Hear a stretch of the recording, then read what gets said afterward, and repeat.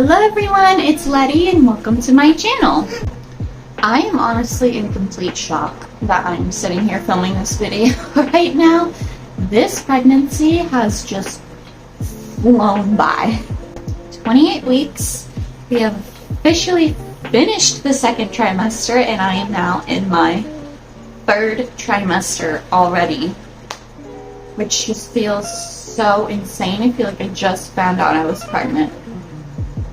And baby is gonna be here. I feel like my last pregnancy took forever, but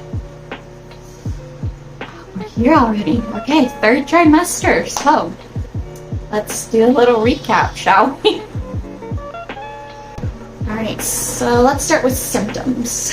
Symptoms that I have had this trimester have been intense itching, particularly on my belly and my boobs, because my boobs have grown. I have been so insanely itchy this trimester, which I think is one partly because it is winter and the air is so dry, so I am just itching like crazy. There's another symptom I've been feeling a lot this trimester is my pelvis starting to expand to accommodate baby, because baby is very low. Yes, your Veda. Baby is super low in my pelvis.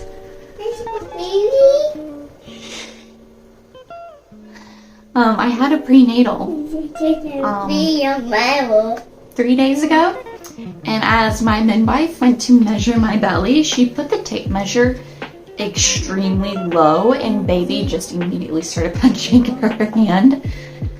Like, baby's in my pelvis already. Baby is already head down. Right after our anatomy scan, baby pretty much just went head down. So baby's in position and pretty much perfect to go. All of my babies, like right after the anatomy scan, they've all flipped head down, feet up, right into position. So, because baby has been sitting in my pelvis for the past few weeks, I have been having a lot of back and pelvic pain. So I've been wearing my belly band a lot lately just to kind of support my belly, kind of lift baby up a little bit and take a lot of the pressure off, and that has been an incredible helpful tool. I will link it in the description. Got it on Amazon. It's super simple, works wonders. I wish I had it with my last pregnancy. As my skin stretches while baby grows, I've been using a lot of oil on my belly and my belly butter to help with the itching and keep my skin hydrated, because I'm insanely dry. Going along with baby being super low in my pelvis, baby's head is right on my bladder. I have to pee. I am not kidding you, like every 15 minutes on the dot, I'm sprinting to the bathroom because my bladder can only hold so much at this point. I've also noticed that as my organs have moved up into my rib cage, as you can tell, I am getting very out of breath. I'm doing absolutely nothing. The shortness of breath has really hit me hard this trimester, as well as my sense of smell, which I found really funny that it waited so long to finally kick in this pregnancy, because with my previous pregnancies, that was one of my first symptoms. That's immediately how I knew I was pregnant, is I could smell anything like a mile away. The vivid dreams are intensifying. I just told my husband this morning I had a dream the other night that baby is going to be a very good sleeper. So I'm hoping that is gonna be true and that we have a really good sleeper on our hands. The exhaustion has hit me really hard. Baby kiss. Thank you, that's very sweet. Baby. My nose has been stuffed up for like a good 2 months. I feel like I cannot get my nose to clear. And I know that's kind of part of pregnancy is, you know, everything's kind of coming up. It's getting harder to breathe. But I did not think the stuffy nose would last for weeks on end. If you have any remedies for that, please let me know because I don't know what to do about it, to be honest. Light sensitivity is a new symptom. I've not had this with my previous pregnancies, but I cannot go outside without sunglasses, without some type of hat, shade, something to protect my eyes because the light, even from like my phone or the TV, is insanely painful. I feel like the waddling has started very early. This pregnancy, I feel like I'm waddling around my house the past couple of weeks. I did not do the gestational diabetes testing that they typically have you do. Just like the sugar drink, or I did have the option of using like a glucose monitor over several days, but I've never had gestational diabetes. I know I don't have gestational diabetes, so I just decided to skip that. We did do the 20-week anatomy scan like I mentioned earlier. And from that, I made this very precious handmade envelope that I embroidered, boy or girl, because I did not want to know baby's gender, but my husband did. So I made that for him so he could find out baby's gender. And he was not able to keep the secret, so I do know what baby's gender is. I don't think I'm going to share it just yet, though. Maybe, unless you ask nice enough. So we know what baby's gender is. The girls and I had the most precious little mini shoot that we did for 6 months. And oh, I will insert those photos there. If you follow me on Instagram, you might have seen some of them. They are absolutely precious. It was one of the easiest photo shoots I've ever done. And I now have those absolutely precious memories that are completely priceless, and I'm so glad I did that. Unfortunately, after my anatomy scan, when I had my follow-up prenatal, they had mentioned to my midwife that my placenta was really low. So she contacted them to get the exact measurement, and it turns out that my placenta is less than a centimeter away from my cervix, and it is in the front of my belly. I've never had this experience before, so I do have a low-lying placenta, unfortunately, which was an absolutely terrifying phone call when I got that, because of course every worst case scenario came up and I panicked. I was not put on bed rest, thankfully. I'm able to go about my daily activities, but no strenuous activities, no sex, not that I'm having cervical checks right now, but none until that low-lying placenta has cleared, if it clears. Hopefully, we've been hoping and praying that God will allow the placenta to move up with baby as baby grows. And hopefully it will, and we will get cleared for a natural delivery. We were originally going to do a home birth, but upon getting that news, we weren't sure if I would have to have a C-section or not. So we have a follow-up ultrasound in 2 weeks, and we will see if the placenta has moved at all. So prayers that it has moved and we can have a natural birth, because as we discussed home birth at my last prenatal a couple days ago, we kind of talked about it, and because our house is over 100 years old, we have the original softwood floors from when this house was built. And our house is extremely tiny. We have no foundation. We are on stilts. It's extremely crooked as well. It's the only place to put the birth pool, because we are water birth people. Just full disclosure. The only place to put the birth pool is here in the living room, and filling up a giant tub of water, very crooked, unstable flooring, with midwives, with my husband and the kids running around, and my mom is flying out for the birth, thank God, and we have family coming out for the birth, so there's going to be a lot of people in our home during the birth. And my husband mentioned that, worst case scenario, it would probably just be better to go to the birthing center. So instead of a home birth like I was really hoping and praying for, because I was extremely excited to be able to have a home birth this time,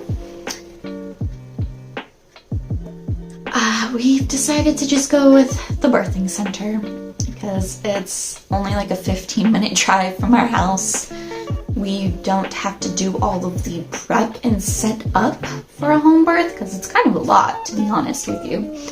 If you've ever had a home birth, there's a lot of preparation that you have to go through. You have to have the midwives come over at the end of your pregnancy and get the layout and know how far away your house is and everything like that. So it would actually just be a lot easier for my husband and I to just grab a bag, hop in the car, and drive to the birthing center and give birth that way. So that's the plan. It is hopefully the birthing center if we are cleared and I no longer have a Lowline Placenta. So I will update you right after the ultrasound to let you know what's going on. Keep you updated on the birth plan. During this trimester, I have read a lot of books on one, home birth, because that was the original plan. Then hypnobirthing, natural birth.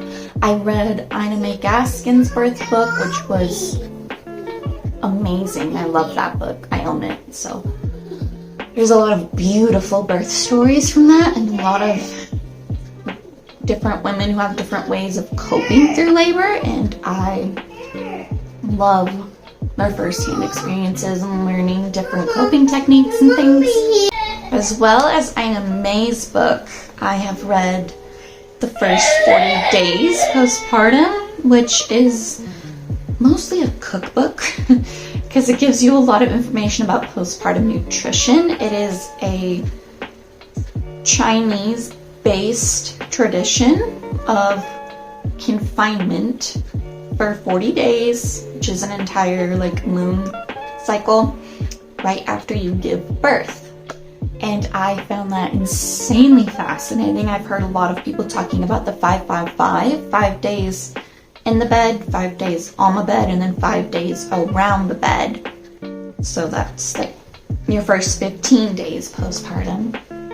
And I really want to honor my nutrition, because that is something that definitely falls to the wayside for me postpartum. I've noticed, because I'm so preoccupied with baby and trying to figure out breastfeeding and the umbilical cord care and sleeping and everything like that, that I don't value my nutrition the way I need to. So I have been preparing for that. I've been making a lot of meal plans, and I'm very, very excited to meal prep this pregnancy. I kind of did my last pregnancy. I didn't really make a whole lot of meals. I just made quick things for me to snack on and grab really quick as I was, up early and late nursing baby. So I really just want to go all out this time and do dinners, lunches, snacks, breakfast, teas, broths, the whole thing. Not just for me, but also for my family, because I have family to care for. But praise the Lord, my husband has paternity leave for 3 months after baby's born, which is insane. I've never heard of someone getting 3 months for postpartum, let alone the father. Not even the birthing woman gets that half the time. So that is an absolute blessing to have, and I'm so grateful that he will be able to be home during that time, as he has been able to for our previous children. So that's a complete blessing. That's pretty much it. The only other thing is that I am currently 28 weeks pregnant, so officially in my 3rd trimester, although my midwife said I am measuring at 39 weeks, which is so wild to me. I mean, I know it's a big baby. Everybody has said that. Like, I had a dating scan and then the anatomy scan, and everybody has mentioned that it's a big baby, but hearing that I'm now measuring bigger too is, I think my mom is right, and I don't think baby's gonna wait till their due date. I have a feeling we're gonna have like a mid-June baby, due at the end of June, right before the 4th of July. I'll be 41 weeks on the 4th of July, actually. So I thought, oh, we might have an Independence Day baby. It could be a July baby, but the more we look at it, the more information we gather as we go through this pregnancy, looks like baby is going to be coming. I don't even think baby will wait till 39 weeks, if I'm being honest. So that is a little crazy to me. All of the, medicines and prenatals and everything that I'm taking, my raspberry leaf tea, all of that is the same. Although I have started my dates now. I personally love dates. When I was pregnant with my second, with Miss Veda, I would just sit on my birth ball all day long and eat dates like they were grapes. I love dates, so drinking my tea, eating my dates, getting ready for birth. Because I have a feeling this baby is not going to be like early. I don't think baby's going to be like preterm, but I have a feeling we're going to have like a 37 week, maybe a 38 week baby. And that's insane to me. What the heck? So, I've already started a list for my birth bag, and I have so many really good videos coming up for you guys. I have all the things I have thrifted and made for baby, which I'm so excited to film that video for you, but I'm making myself wait because I know we're going to be getting more things as the next few months come up. Because we have nothing. Like, we're in the 3rd trimester and like we don't have diapers. There's still some like postpartum stuff I need. I have a lot saved from my previous birth, but we are really inching up there. So thank you guys so much for being here. Please like and subscribe so you can stay for when all of these really great future videos I have. I'm gonna do baby names and my birth bag and the birth vlog. I'm honestly really excited for. I'm gonna do a whole like meal prep postpartum video, so definitely subscribe and stay tuned for that. Definitely give this video a like so I know that you like videos like this. Thank you so much for being here. I'm praying for you. Please pray for me. I have to ask because I'm absolutely terrified of surgery, and I'm a big baby when it comes to that. Like, please don't cut me open, don't poke me, don't come near me. I don't want any of it. I am a natural, crispy, crunchy lady when it comes to that. So if you could please, please pray for this baby and for this birth, I would greatly appreciate it. I will be praying for you. I love you guys. Don't forget to take your vitamins and drink your water. Stay groovy, my loves. I'll see you in the next one.